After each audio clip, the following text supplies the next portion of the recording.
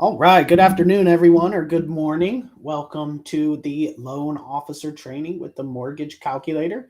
Today, we are going to be talking about how to review a real estate purchase contract. So, definitely something that is very important and vital here. Now, oh, did I lose connection? Am I still here? Okay, sorry about that. My computer said I lost connection.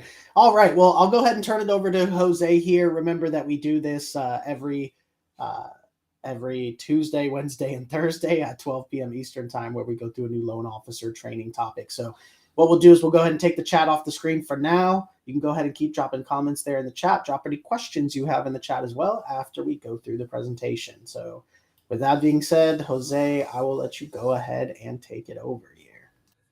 Good morning, everybody. Thank you for joining us on today's very important training on how to review a real estate purchase contract.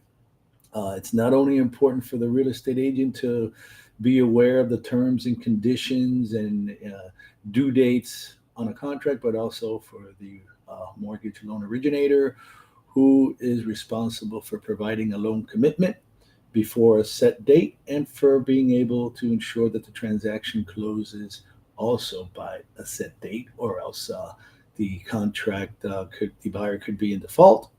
He's the realtor's buyer, he's our borrower, right? Could be in default, risk losing their deposit, or the seller just canceling the deal and not wanting to extend the purchase contract. So let's go ahead and review.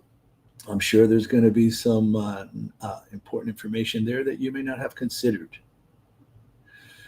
So, what exactly are we referring to with the real estate purchase contract? It is a legally binding document that identifies the parties to the transaction and outlines the terms and conditions of the sale of a property. Now, there's very important components to the contract, items to consider. I've highlighted the ones very important to the mortgage loan originator, but they're all important to the transaction to verify their accuracy. Be aware of the terms, due dates, all those sorts of items. So we would be talking about buyer and seller information, right? Obviously, you want to make sure that the buyer listed on the contract is our borrower on our loan application. You want to verify that the seller of the property on the contract is the actual seller of record. Property address and legal description, right? Verify the information you have again to public records. Purchase price. All of these items are items requiring verification. Closing date. Be aware of that, right? Put a big old asterisk on the closing date. Earnest money deposit, financing details, tax proration, closing costs breakdown. In other words, who pays what, right? Are there any clauses in there in the contract that may be changing the normal terms for that area? Maybe the buyer is paying the transfer taxes on the deed where they're normally paid by the seller. Uh, Financing contingency, right? There's going to be a financing contingency clause in the contract if it is a deal subject to financing and not a cash transaction where the borrower is obtaining financing. Be aware of what type of financing are they listing on the financing contingency? Did it say FHA and now the borrower is applying for conventional, or did it say conventional and now they're applying for FHA? What is the due date on the financing contingency? Normally, it's going to be either a set date or a set number of days from the effective date of the contract. That's the time period that you as a mortgage loan originator have to provide either a loan approval for the transaction. It could be a conditional loan approval, but you need to provide either your loan approval or the statement of denial within the financing contingency period to ensure that your borrower's earnest money deposit on the transaction is not put at risk and possibly defaulted to the seller. Uh, There's one common mistake made a lot of times is that the you will communicate to the real estate agent that you need an extension, right, to the transaction. But normally, what is asked for by the MLO or maybe provided by the realtor or both is just an extension to the closing date. But please be aware that you also have to ask and receive an extension to the financing contingency period, loan approval period, whatever they call it in that contract. But if you need an extension to that time frame, please extend the financing contingency period as well as the closing date to ensure that your borrower is in compliance of the terms of the contract and not in default and risk losing their deposit. That's probably one of the most important points I can make here.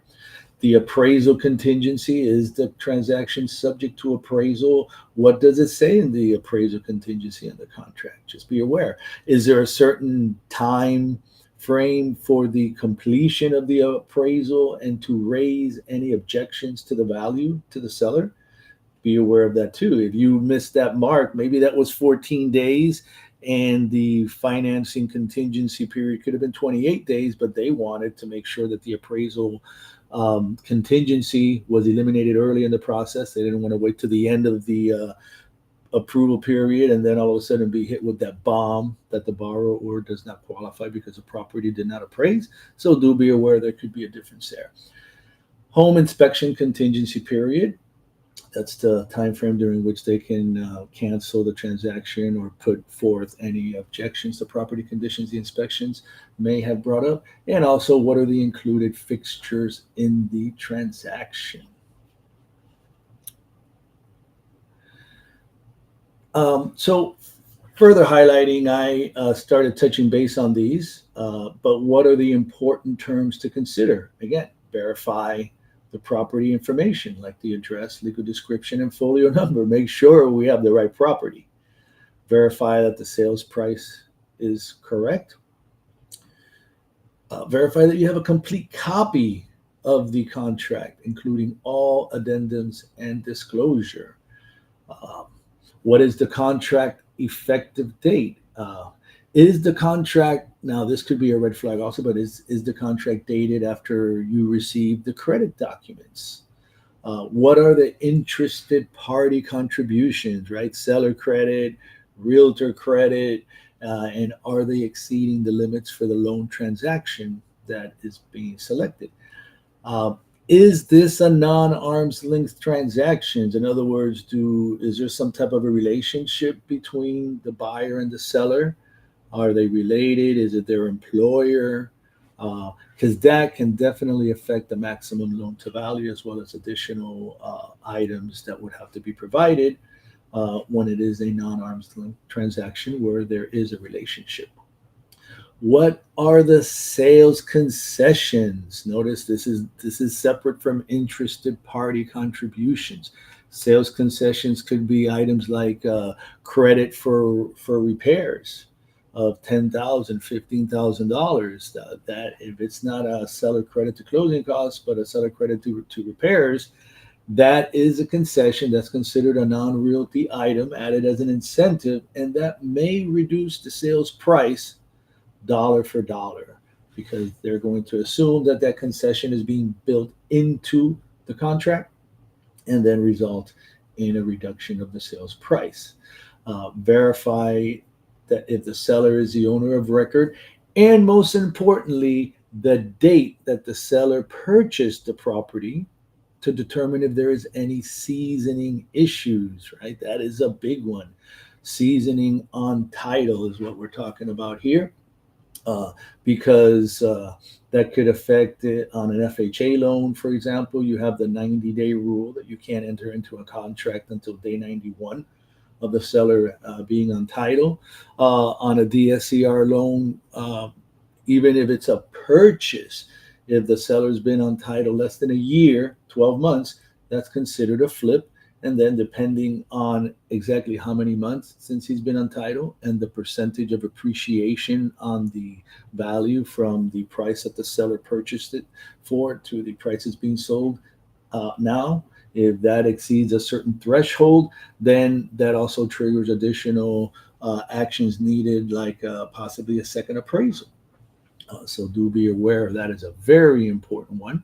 And also verify if the buyer on the contract is our applicant, right? If you have John Doe on the contract and then you have Jim Smith actually as the applicant, what's going on, right? Is this, what did they get added and maybe we do not have a current copy of the contract? Did the buyer get switched for some reason at the last minute and they sent us a wrong contract? Just do a little investigation there, find out what is going on. Now, what are some of the red flags? Again, I already touched base on some of these, but now I'm going to highlight these especially as red flags. Relationship, if there's any relationship between the parties, that is going to be a red flag. Obviously, we mentioned non-arm's length transactions. That's why it raises the red flag. They know each other, so we want to make sure that there isn't any type of collusion going on here that could be affecting the transaction, like inflated sales price or some other kind of funny business going on. The seller on the contract is not the seller reflected on title and public records. The buyer is not the applicant. Individuals deleted from or added to the contract. No real estate agent. Believe it or not, that's viewed as a red flag by underwriting. I guess they feel that when there is a real estate agent or real estate agents involved, it possibly is more of a legitimate transaction rather than some collusion going on between a buyer and a seller that actually may know each other, may be planning something that is not legal. You could have a contract signed with a power of attorney. That's a little odd. So obviously that's going to trigger additional document requirements. Now this relates a little bit more to occupancy, right? You could have a significant or unrealistic commute distance for the borrower for their job, right? If they're commuting, 100, 150 miles each way, and they're saying it's a primary residence, we're going to have to see, is this a remote job or what actually is going on here? Another possible occupancy red flag is the borrower is downgrading in size of the property or value of the property. Now, obviously, if they're empty nesters and they don't want to sell the property, they want to keep it as an investment, and now they're buying the condo in Florida and they're leaving the house somewhere in some cold state in the U.S., then that would make sense. But again, downgrading in size or value is going to be a red flag, and underwriting is going to ask you for additional documentation. Now, if we have a sales contract subject to an existing lease, that could be another point to consider that is going to affect, can you actually close on that loan? Because most primary residence loans are going to require the borrower to occupy the property within a certain number of days. And if you have a lease contract subject to a lease that expires 4 or 5 months after the closing date, you're going to have an issue trying to close that property as a primary residence. Another big one here is if there is a second mortgage indicated on the contract but not included in the application. That could be a silent second, a way that they're trying to put additional assets into the closing so that the borrower possibly doesn't have to come up with a down payment or actually get some cash back at closing. That is illegal. So we do have a second on the contract but not included in the application. We have to find out what's going on. And are there excessive contributions or concessions on the contract? Something that just doesn't make sense. Could be a red flag that there is some type of collusion going on between the seller and the buyer. So what are the important dates to consider here, right? Super important. We touch base on generally, but now breaking it down, the appraisal contingency period determines the time period for completion of the appraisal and raising any objections about valuation or conditions. The financing contingency period determines a time period for providing the loan commitment or denial without risking the borrower's deposit. And like I mentioned already, common mistake to extend the closing date, but not the financing contingency period. What MLOs need to be aware of, and also buyers need to be aware of, that the transaction becomes a cash deal after the expiration of the financing contingency or the loan approval period. That means if you don't close, if they decide to let the transaction continue, and if the borrower obviously decides to let the transaction continue without getting an extension to the financing contingency period, in the transaction converts to a cash deal, and then there is no way to cancel it at that point for not qualifying, and get your deposit back. And the date that the buyer can take possession of the property. I touched on this topic, and if it's subject to a lease, so you have to be aware, when are they going to take possession, because that determines the date they can take possession after closing, and it may invalidate the transaction if beyond the maximum allowable loan type. So I hope this gives you some clarification here on the important points to consider for mortgage loan originators and buyers using financing to consider when they are reviewing the purchase contract. For the buyers, when they're getting into the contract, it's always recommended that they probably consult also with an attorney if it's complicated transactions, to ensure that the clauses are what they should be when the contract is being drawn, and then work closely with your real estate agent and with your loan originator throughout the transaction to make sure that communication is clear on all these dates. All right, perfect. Thank you, Jose. I don't see any questions, so we'll go ahead and wrap it up here, but definitely I got important. Oh, hold on, go ahead. So Jose, you mentioned it for a second, but can you touch on the furniture and fixtures and how that can affect Absolutely the deal, because that has killed more deals than a lot of some of these other terms that we didn't go into depth on. So. Yeah, I guess that would be similar to the concessions. Underwriters are going to view that similar to the concessions. If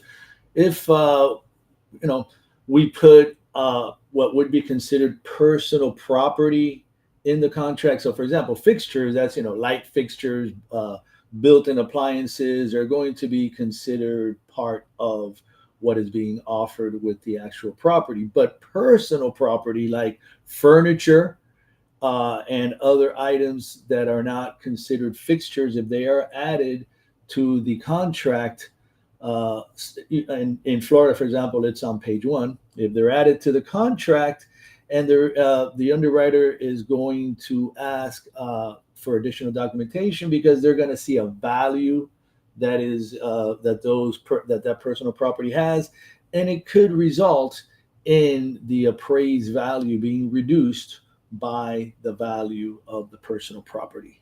So it's always best for any personal property considerations of a transaction to be handled by the seller and the buyer/borrower, separate from the real estate purchase contract for financing, because that's simply personal property. They could do their own bill of sale and buy it from each other, and that's it. That has nothing to do with the real estate purchase transaction. All right, great question. Definitely very common problem there. All right. I don't see any other questions coming in. We'll go ahead and wrap it up. Remember that we do this on Tuesdays, Wednesdays, and Thursdays at 12 p.m. Eastern, where we have a new loan officer training topic. So we'll be back next week with some new topics. We will see you all on Tuesday at 12 p.m. Eastern for the next